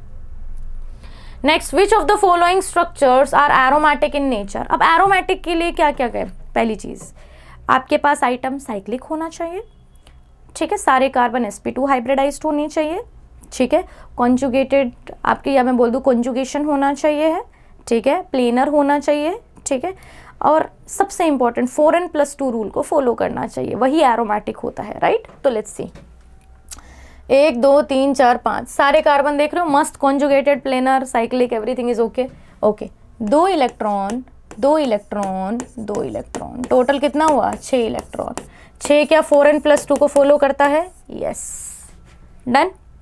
इधर बात करते हैं, 2 इलेक्ट्रॉन 2 इलेक्ट्रॉन 2 इलेक्ट्रॉन, टोटल आपके पास कितना होगा 6 इलेक्ट्रॉन। क्या ये 4n+2 को फॉलो करता है? यस, ठीक है, ओके। ये और ये दोनों कार्बन sp3 हाइब्रिडाइज्ड है तो वेस्ट, ठीक है, ओके। और यहाँ पे 2 electron 2 electron 2 electron 2 electron, total कितने होंगे 8 इलेक्ट्रॉन। क्या होगा? Anti aromatic, done. तो एरोमेटिक पूछ रहे हैं तो आपका आंसर आ गया है, only A and B, perfect है, ठीक है, क्योंकि ये ही दोनों हैं जो सारी कंडीशंस को सेटिस्फाई कर रहे हैं, डन। चलिए, ठीक। Next is okay, next is the correct decreasing order of priority of functional group in naming an organic compound as per IUPAC system of nomenclature is. Fact based question है, इसके ऊपर तो कोई डिस्कशन की ज़रूरत ही नहीं है। आप सबको पता है जब भी अपन IUPAC के हिसाब से नेमिंग देते हैं तो हमें हमेशा एक प्रायोरिटी ऑर्डर फॉलो करना होता है, ठीक। Let's see, acid amide COCl, क्या अमाइड COCl से आगे होता है? Rejected, simple. दूसरे की बात करते हैं, SO3H सल्फोनिक है अपना, COCl है, CONH2 है और CN है, बस कुछ देखना ही नहीं है, दिस इज राइट, ठीक है, फैक्ट बेस्ड क्वेश्चन है, ठीक। Your second sequence is perfectly okay, done. चलो तो चलते हैं नेक्स्ट क्वेश्चन पे। The correct IUPAC nomenclature for the following compound is, सबसे पहला 1 2 3 4 5 6 कार्बन है तो हेक्स, सिंगल बॉन्ड है तो एन, और COH है तो पीछे क्या आएगा? Oic acid, hexanoic acid, it will be hexanoic acid, hexanoic hexanoic. चलो ओके, पहली चीज तो डन हो गई। अब आपको पता है 2 पे मिथाइल है और 5 पे कीटोन है, कीटोन मतलब ऑक्सो ग्रुप, तो मिथाइल का M और कीटोन का ऑक्सो, M पहले आता है, ठीक है, तो अल्फाबेटिक ऑर्डर को फॉलो करेंगे तो it will be 2 methyl 5 oxo hexanoic acid, 2 पे मिथाइल 5 पे ऑक्सो हेक्सानोइक एसिड। तो जो करेक्ट ऑप्शन होना चाहिए था it should be your B, clear, ठीक है। चलिए नेक्स्ट पूछती हूँ, the major product B of the following reaction is, okay, आपको पता ही है सबसे पहला आपके पास क्या है, आपका एडिशन रिएक्शन है, राइट। चलिए फटाफट कर लेते हैं। CH3 है, C है, CH3 है, CH है, CH3 है, ठीक है। अब आपको पता है यहाँ पे आएगा Br और यहाँ पे आपके पास क्या आएगा पहले स्टेप में OCH3, देख लीजिए, कोई आपत्ति है? Br2 और CH3OH, M के रूल को फॉलो किया, बाकी और कुछ भी नहीं है, ठीक है, Br और OCH3। फिर कह रहे हैं नेक्स्ट स्टेप में HI कर दो, वैसे तो अपना आंसर यहीं से आ जाएगा, परफेक्ट है, but okay let's do it. CH3 C CH3, इधर तो आपके पास क्या होगा I, ये CH Br का Br ही रहेगा और यहाँ पे क्या होगा CH3। देख लीजिए अब आपके पास कौन सा आंसर इसको मैच कर रहा है, OH तो होगा ही नहीं तो रिजेक्टेड, रिजेक्टेड पहले से पता चल गया था, Br तो इधर आएगा, तो आपके पास जो करेक्ट ऑप्शन होगा that will be B, clear बेटा। चलो नेक्स्ट पे चलते हैं, which of the following conformation will be the most stable. अब कॉन्फर्मेशन के अंदर अगर बेटा अपने को कभी भी स्टेबिलिटी देखनी है तो अपने दिमाग में ये होना चाहिए कि मुझे कोई ऐसी चीज़ को चूज करना है जिसमें स्ट्रेन कम हो, ठीक है, रिपल्शन कम हो, राइट, ओके है। अब देखो आप एक बात सोचो, इसमें 2 मिथाइल ग्रुप है, दोनों एक दूसरे के बिल्कुल ऑपोजिट डायरेक्शन में है, 180 डिग्रीज पे है, राइट, ठीक। आपके पास एंटी पोजीशन बोलते हो जनरली आप इसको, ठीक है। अब एंटी के अंदर सबसे कम रिपल्शन होगा क्योंकि एक ऊपर है तो दूसरा बिल्कुल क्या है, नीचे है, परफेक्ट है, डन है। वेयर एज यहाँ पे मैक्सिमम रिपल्शन होगा, यहाँ पे आजू बाजू है तो भी रिपल्शन होगा, यहाँ पे भी रिपल्शन होगा, तो minimum repulsion gives maximum stability, तो आपके पास ऑप्शन क्या आएगा, ए, ठीक है। तो सबसे ज्यादा स्टेबल कौन होगा बेटा, ए, क्लियर, कोई आपत्ति भाई किसी को, बोलो, डन है। चलो next is molar mass of hydrocarbon which on ozonolysis consume 1 mole of O3 पर mole of X gives 1 mole each of ethanol and propanol. Okay, मुझे नहीं पता है X क्या है, बट जैसे ही आप इस पे O3 डालोगे आपके पास पहले तो बनेगा इथेनॉल और दूसरा आपके पास क्या बनेगा, प्रोपेनॉन, ठीक है, ओके। अब आप मुझे एक सिंपल सी बात बताओ, this would be your ethanol, yes और नो, ठीक है, प्रोपेनॉन, ठीक है, ये है इथेनॉल और ये आपके पास क्या है, प्रोपेनॉन, ठीक है। आ जाइए, अब आपको पता है जब आपके पास आप कभी भी ओजोनोलिसिस करते हो तो आपके पास स्टार्टिंग मटेरियल क्या आएगा, CH3CH डबल बॉन्ड CH3 और इधर भी आपके पास क्या होगा, CH3। ये मेरे पास कुछ रिएक्टेंट होना चाहिए था, परफेक्ट है, क्योंकि आपको एल्कीन चाहिए था, एल्कीन पे आप O3 डालते हो, ठीक है। फिर आप क्या करते हो, CCl4 जिंक, राइट, CCl4 की जगह आप Me2S भी यूज़ कर सकते हो जिंक के साथ में, तो that is a different aspect. But main cheese alkene क्या होगी, तो आपको पता था जब आप तोड़ते हो, ठीक है, अपना जुगाड़ से ही बताती हूँ, जब अपन तोड़ते हो तो आपको सिखाया गया इधर और इधर और लगा देने का, तो मैंने लगाया, मेरे पास ये प्रोडक्ट बना, तो मेरा स्टार्टिंग मटेरियल पक्का वो रहा होगा।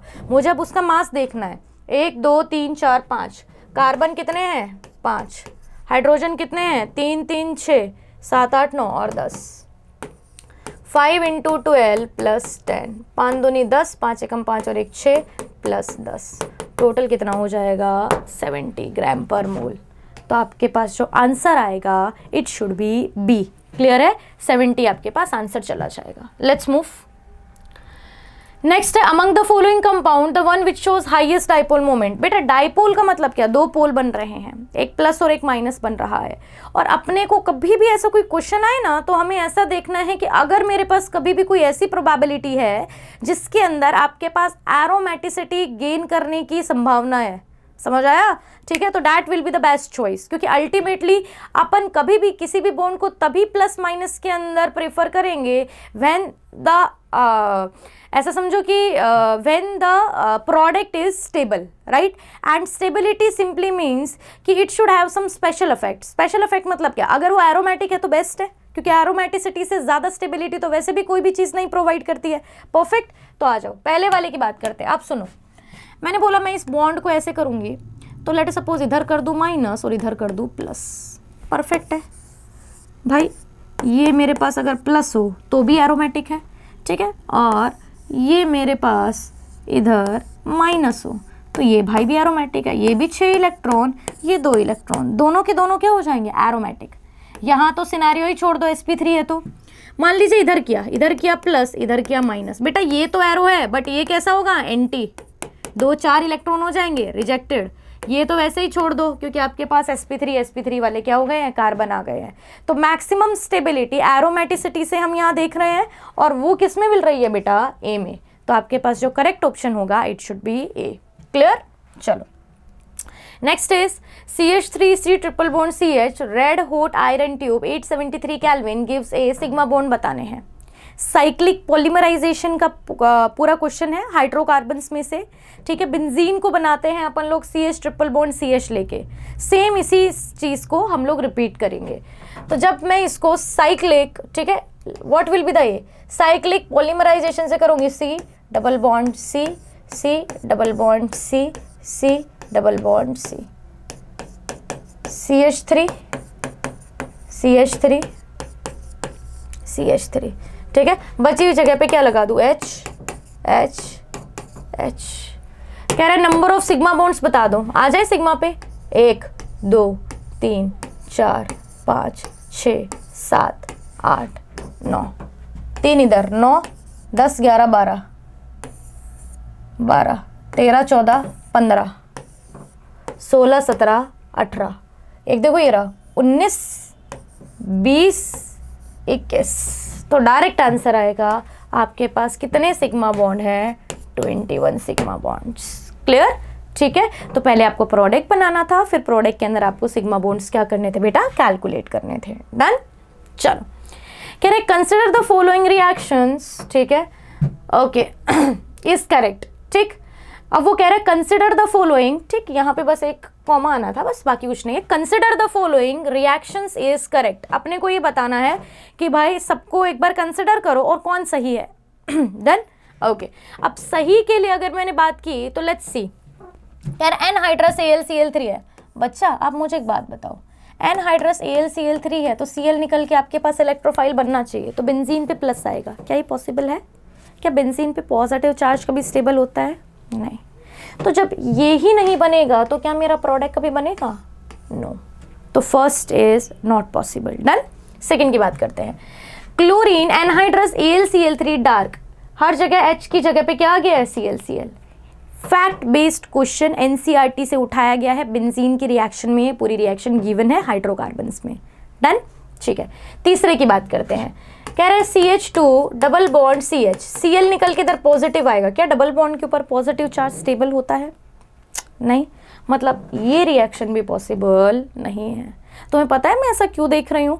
क्योंकि बेटा AlCl3 की प्रेजेंस में AlCl3 इसका Cl लेके खुद तो AlCl4 माइनस बन जाएगा और इसको प्लस बनाएगा, और जहाँ पे पॉजिटिव की स्टेबिलिटी नहीं होगी ना, वो बनेगा ही नहीं।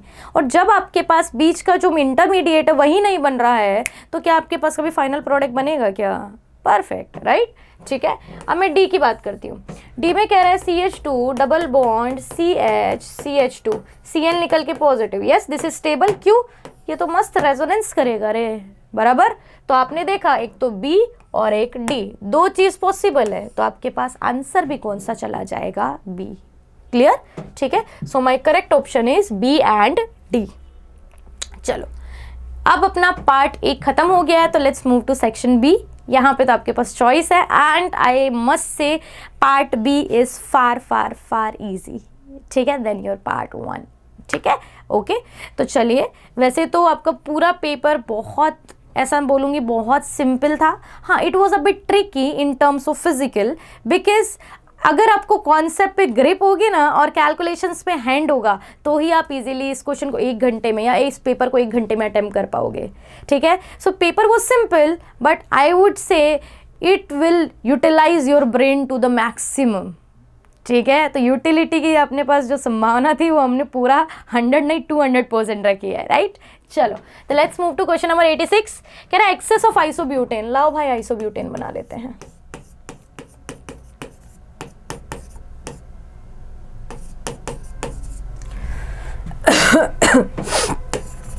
कह रहा है ब्रोमीन के साथ रिएक्ट करवाओ इन प्रेजेंस ऑफ सनलाइट।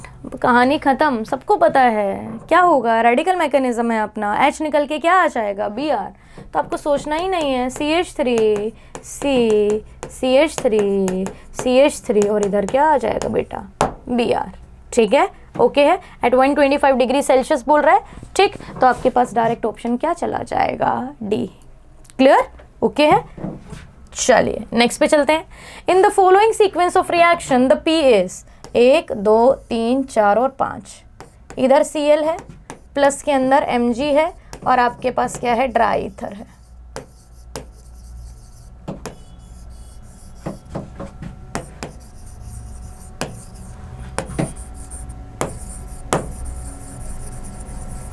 ठीक, MgCl है और आपके पास क्या है बेटा, इथेनॉल है। तो अब आपके पास होगा क्या, आप सबको पता है ग्रिग्नार्ड रिएजेंट है, इथेनॉल की प्रेजेंस में MgCl तो निकल जाएगा, और आपके पास इधर क्या आ जाएगा, H। Simple, this is a method of preparation of hydrocarbon from RX, ठीक है, NCERT से ही उठाई हुई रिएक्शन है अगेन, ठीक। तो आपके पास जो करेक्ट ऑप्शन होगा डेट विल बी ए। क्या होगा बेटा, ए। चलिए नेक्स्ट पे चलते हैं। The major product formed in the following reaction is, क्या मेजर बनेगा, आ जाइए मैं कर दूं यहाँ पे CH3 C CH3 CH3 CH OH CH3, बोलो परफेक्ट है। कह रहा है कॉन्सेंट्रेटेड H2SO4 डालिए, CH3 CH3 CH3,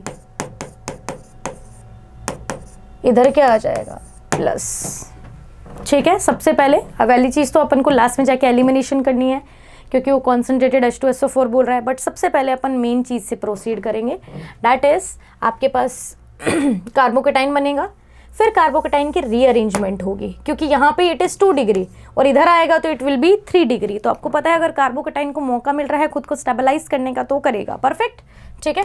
आ जाइए, तो आपके पास C पे क्या होगा, CH3 इधर आएगा कार्बोकेटाइन, इधर CH तो पहले से ही था, CH3 और ऊपर क्या आ जाएगा, CH3। अब आपको पता है कॉन्सेंट्रेटेड H2SO4 डालोगे, ठीक है, तो आपके पास हुआ क्या है, एलिमिनेशन प्रोडक्ट बनेगा, उधर से H और इधर से प्लस दोनों जाके it will be something like this, CH3 CH3 और बीच में आपके पास क्या आ जाएगी, डबल बॉन्ड। क्लियर, ठीक है। तो आपके पास जो करेक्ट ऑप्शन होगा that will be B. Clear बेटा जी, देख लीजिए बी आपके पास सही आंसर है। नेक्स्ट की बात करते हैं। Given below are two statement, one is labelled as assertion A and other is labelled as reason R. ठीक है, कह रहे treatment of bromine with propene.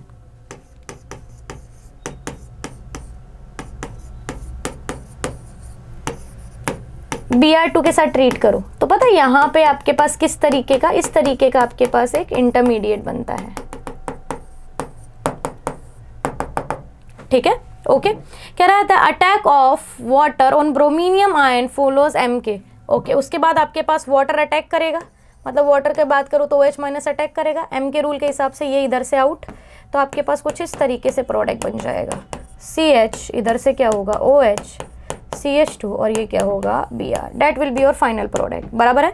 कह रहा है treatment of bromine water with propene yields 1 bromopropane 2-ol, 1 bromopropane 2-ol। पहला perfect. Attack of water M के rule को फॉलो करता है, दूसरा वाला भी क्या होगा, करेक्ट।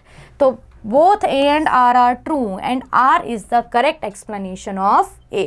क्लियर बेटा, चलो नेक्स्ट की बात करते हैं। CH3 CH2 CO minus Na plus NaOH plus what give CH3 direct reaction है, जल्दी बताओ। ठीक है, NaOH प्लस CaO। ये रिएजेंट क्या करता है, अगर आपके पास कहीं पे भी कार्बोक्सिलिक एसिड है और उससे आपको एक कार्बन कम करके अगर एल्केन बनाना है तो this is the one of the best methods.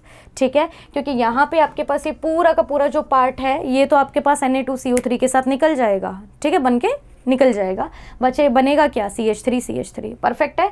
ठीक, तो सिंपल है, आपको मिसिंग रिएजेंट फाइंड आउट करना था, तो NaOH plus CaO give CH3 plus Na2CO3। Clear, ठीक है। चलिए चलते हैं नेक्स्ट के ऊपर।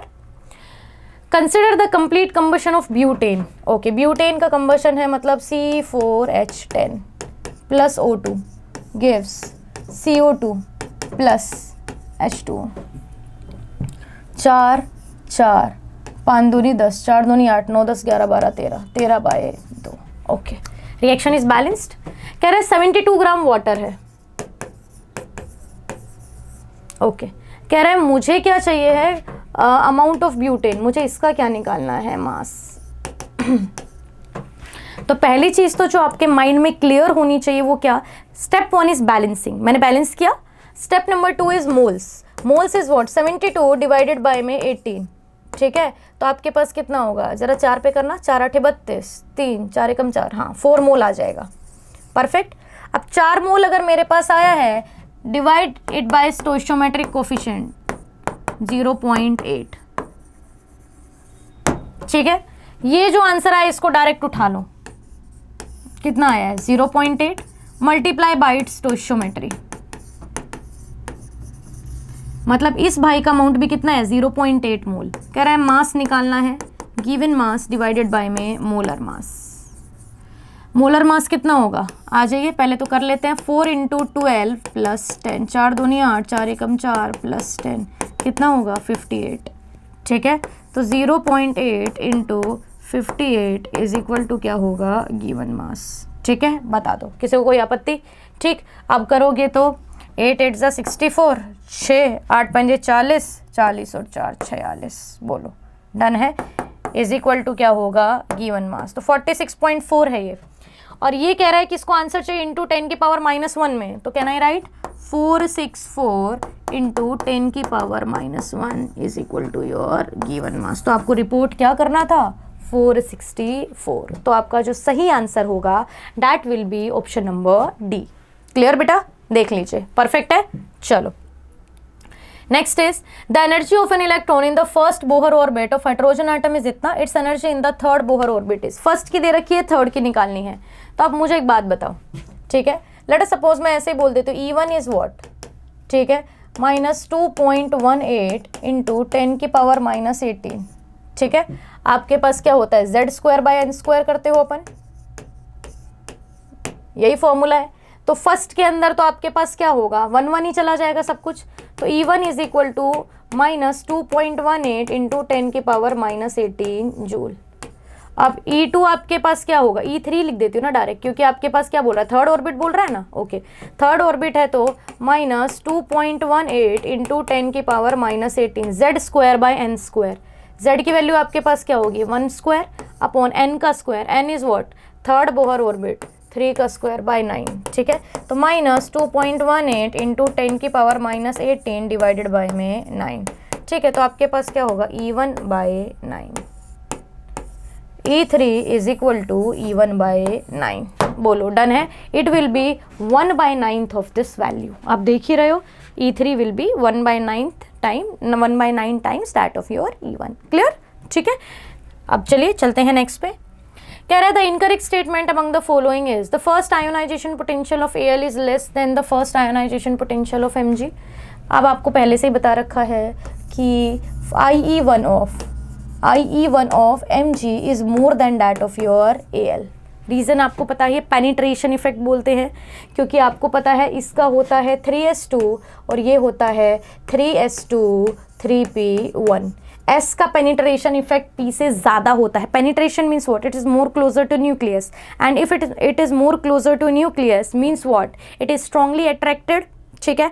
और स्ट्रांगली अट्रैक्टेड है तो उसके अंदर उस पॉइंट ऑफ टाइम पे इतनी स्ट्रॉन्ग अट्रैक्शन से एक इलेक्ट्रॉन को निकाल के बाहर फेंकना आपके लिए क्या हो जाता है, मुश्किल, राइट। तो Mg will be more than Al। तो पहला तो सही है क्योंकि ये कह रहा है Al इज लेस, ठीक है। तो first is right, okay. Second, the second ionization potential of Mg is greater than the second ionization potential of Na। भाई Na में से पहला निकालोगे तो this is IE1, Na plus बन जाएगा, मतलब इसके पास अभी 10 इलेक्ट्रॉन्स आ चुके हैं, मतलब ये इनर्ट गैस की कॉन्फ़िगरेशन में है। आपको लगता है कि आप इसके अंदर से दूसरा इलेक्ट्रॉन करके और Na2+ बना सकते हो, बोलो भाई, is that possible? No, right. But Mg के अंदर से तो स्ट्रांगली फट से निकल जाएगा, पहले बनेगा Mg+1, एक और निकालोगे तो क्या बनेगा, Mg+2। ये कह रहा है कि second of Mg is greater. क्या बात करते हो, क्या ये ज़्यादा होगा? नहीं, ये ज़्यादा होगा, क्योंकि यहाँ पे आप 10 इलेक्ट्रॉन में से एक इलेक्ट्रॉन निकालने की बात कर रहे हो, आप इनर्ट गैस कॉन्फ़िगरेशन में से एक इलेक्ट्रॉन निकालने की बात कर रहे हो, and that is quite tough, right, ठीक है। तो इनकरेक्ट स्टेटमेंट ही पूछा था तो आंसर ही आपके पास आ गया है बी, ठीक है। डायरेक्ट आंसर आ गया है, तो it is up to you, आप चाहे तो COD को पढ़ सकते हो, rest it is okay, done. चलो चलते हैं नेक्स्ट क्वेश्चन की तरफ। कह रहे हैं the maximum number of lone pair of electron on the central atom from the following species is. चलो फटाफट करते हैं। ClO3- बनाए फटाफट। Cl डबल बॉन्डो डबल बॉन्डो डबल बॉन्डो, बोलो डन है, ठीक। Next is HCF4,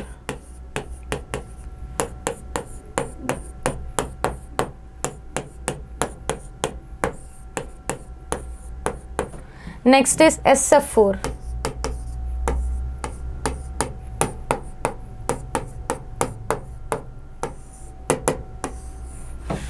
next is I3-,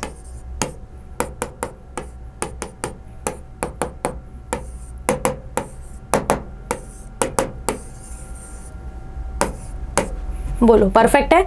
तो कह रहा है मैक्सिमम नंबर ऑफ एटम, इसमें एक एटम, इसमें मतलब maximum number of lone pair, इसमें एक लोन पेयर, इसमें 2 लोन पेयर, उसमें 1 लोन पेयर, उसमें 3 लोन पेयर। तो maximum number of lone pair central atom पे कितने हैं, 3, और वो भी किसमें, I3- के अंदर। तो आंसर कौन सा चला जाएगा, ए, क्योंकि ये यही पूछ रहा है कि आपको बस ये बताना है कि सेंट्रल एटम में, इसको कोई मतलब नहीं है किसकी बात हो रही है। वो बोल रहा है 4 स्पीशी हैं, चारों में से जिसके पास मैक्सिमम है ना, वो मैक्सिमम कितने हैं। तो मैंने सबका इजीली स्ट्रक्चर बना लिया, देख लीजिए, ठीक है। और स्ट्रक्चर बनाने के बाद मुझे पता चला मैक्सिमम I3- के पास है, और वो भी कितने हैं बेटा, 3। क्लियर, ठीक है। तो आंसर क्या आ गया, 3। Next is match list 1 with list 2, ठीक। स्पॉन्टेनियस प्रोसेस, स्पॉन्टेनियस अपन कब बोलते हैं, when ΔG is less than 0, तो A का 2, perfect, okay. Process with ΔP is equal to 0 and ΔT is equal to 0, pressure 0 तो आइसोबारिक, ΔT 0 तो isothermal, B का 3, ठीक है। A का 2, B का 3। हीट ऑफ रिएक्शन आपके पास क्या होगा, bond energies of molecule of reactant minus product, C का 4, ठीक है। तो आपके पास मैंने क्या क्या टिक करवाए जरा बताना। A का मैंने पुट किया है 2, B का अपने पास जाएगा 3, C का आपके पास जाएगा 4, एंड एक्सोथर्मिक के अंदर आप सबको पता ही है delta H is less than 0 हो जाएगा 1, ठीक है। A2B3C4D1 आंसर आ जाएगा बी। क्लियर, देख लीजिए, डन है, ठीक, कोई कंफ्यूजन भाई? चलो चलते हैं नेक्स्ट पे। That is the pH of ammonium phosphate solution if pK of phosphoric acid and pKb of ammonium hydroxide and this is this. पहली चीज तो आपको पता होना चाहिए कि phosphoric acid is a weak acid and ammonium hydroxide is a weak base. मतलब ammonium phosphate is a salt of weak acid plus weak base. Perfect है, ठीक है। तो ammonium phosphate is what? This is the salt of weak acid plus weak base. पहली चीज तो ये clear हो जानी चाहिए। तो अब तो मैं डायरेक्ट फॉर्मूला लगा सकती हूँ। फॉर्मूला क्या होगा? pH is equal to 7 plus half pKa minus pKb। बोलो, डन है। 7 प्लस हाफ pKa की वैल्यू कितनी है बेटा जी? 5.23। pKb की वैल्यू कितनी है? 4.75। तो 7 प्लस हाफ कितना हो जाएगा आपके पास? 5.23 में से 4.75 माइनस करो, ठीक है, तो 5, ठीक है, 8, ठीक, उसके बाद में 7, 8, 9, 10, 11, इट विल बी अराउंड 0.48। बोलो, डन है। और 7 प्लस 0.24 तो इट विल बी अराउंड 7.24, ठीक है। कह रहा है नियरेस्ट इंटीजर बताना है, तो नियरेस्ट इंटीजर विल बी 7। तो आपको जो करेक्ट आंसर रिपोर्ट करना था इट शुड बी 7, ठीक है। That is your option number C. Clear, चलो चलते हैं नेक्स्ट क्वेश्चन की तरफ।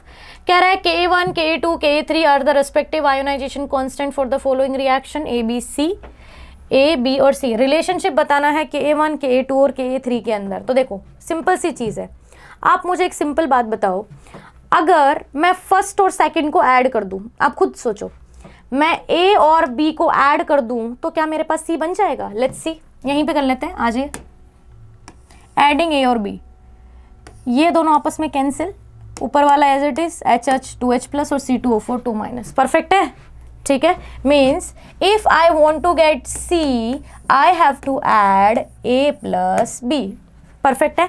एंड अगर हम रिएक्शन को ऐड करते हैं ना तो इनके इक्विलिब्रियम कांस्टेंट आपस में क्या होते हैं बेटा? मल्टीप्लाई, ठीक है, आप सबको पता ही है बेसिक रूल्स। तो C का था Ka3, A क्या था Ka1 और B का था Ka2। रिएक्शन को ऐड किया तो रेट कांस्टेंट क्या हो गए? मल्टीप्लाई। तो Ka3 is equal to Ka1 into Ka2। तो आपके पास जो करेक्ट ऑप्शन होगा डेट विल बी डी। क्या होगा बेटा? डी। डन। नेक्स्ट की बात करते हैं। Potassium dichromate act as a strong oxidizing agent in acidic solution. Okay, potassium dichromate क्या होता है? K2Cr2O7। एसिडिक मीडियम में है तो ये किस पे जाता है? Cr3 प्लस पे। कह रहे चेंज बता दो ऑक्सीडेशन का। +2 + 2x - 14 is equal to 0, 2x is equal to 12, x की वैल्यू कितनी जाएगी? +6। 6 से 3 में जा रहा है तो चेंज इज फ्रॉम +6 टू +3। तो आपके पास जो करेक्ट ऑप्शन होगा इट शुड बी बी। क्या होगा बेटा? बी। चलो नेक्स्ट है the energy of 1 mole of photon of radiation of wavelength 300 nanometer is dash kilo joule per mole. E is equal to NhC by lambda. बाकी तो कुछ use ही नहीं करना, एनर्जी का ये फॉर्मूला होता है ना। चलो E इज इक्वल टू 1 मोल है तो 6.022 इंटू 10 की पावर 23। एक मोल में इतना ही होता है भाई। एक मोल मतलब क्या? 6.022 इंटू 10 की पावर 23 फोटोन्स, राइट? ठीक है, कुछ भी हो, कोई भी किसी भी चीज़ का नंबर इतना ही होगा।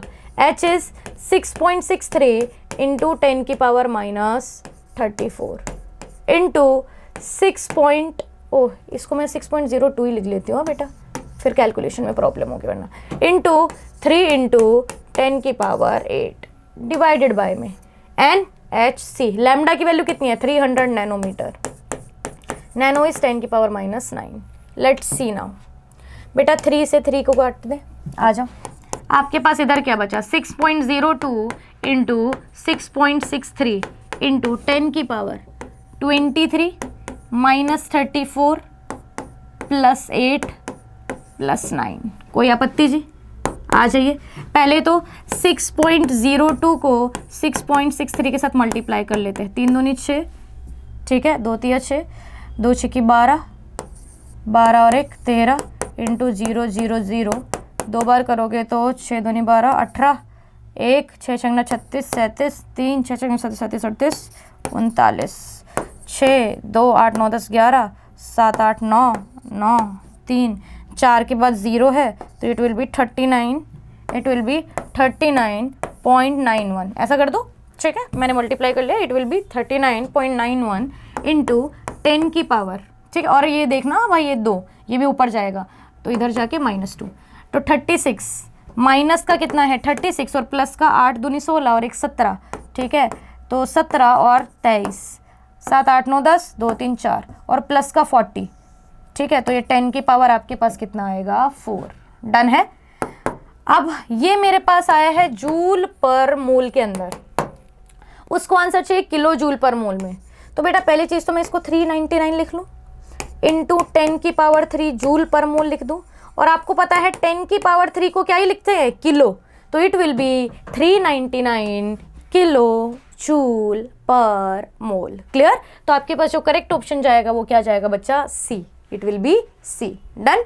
चलो next and the last question of our entire exam is if the radius of third Bohr orbit R3 क्या होगा 0.529 n स्क्वायर बाय z, ठीक है, n स्क्वायर बाय z। एक काम कर लेती हूँ ना, पहले जनरल फॉर्मूला लिख देती हूँ फिर डायरेक्ट फॉर्मूला पुट कर दूंगी। Okay, R3 is equal to 0.529, बेटा हाइड्रोजन है तो z की वैल्यू तो 1 ही रहेगी और थर्ड ऑर्बिट है तो 3 का square, perfect. And radius of fourth Bohr orbit R4 is equal to 0.529, 4 का स्क्वायर बाय में कितना आएगा 1, परफेक्ट है, ठीक। तो बस ये कहेगा देन व्हाट, रिलेशन बताना, डिवाइड कर दो ना, ठीक है। R3 by R4 is equal to 9 by 16, तो आपके पास ऑप्शन देख लो क्या बोल रहा है, R4 is equal to 16 by 9 into में क्या हो जाएगा R3, बोलो कोई आपत्ति जी, ठीक है। तो 16 बाय 9 इंटू R3, तो आपके पास जो करेक्ट ऑप्शन आएगा इट विल बी बी। कौन सा होगा बेटा बी। क्लियर, ठीक है। तो इसके साथ में हमने सारे के सारे क्वेश्चंस कवर कर लिए हैं एंड आई थिंक आप मैक्सिमम स्कोर करो एंड हमारे एक्सक्लूसिव प्राइजेस लेके जाओ, ठीक है। I wish you all the luck, ठीक है, all the best and may you come out with flying colours. Thank you and have a nice day.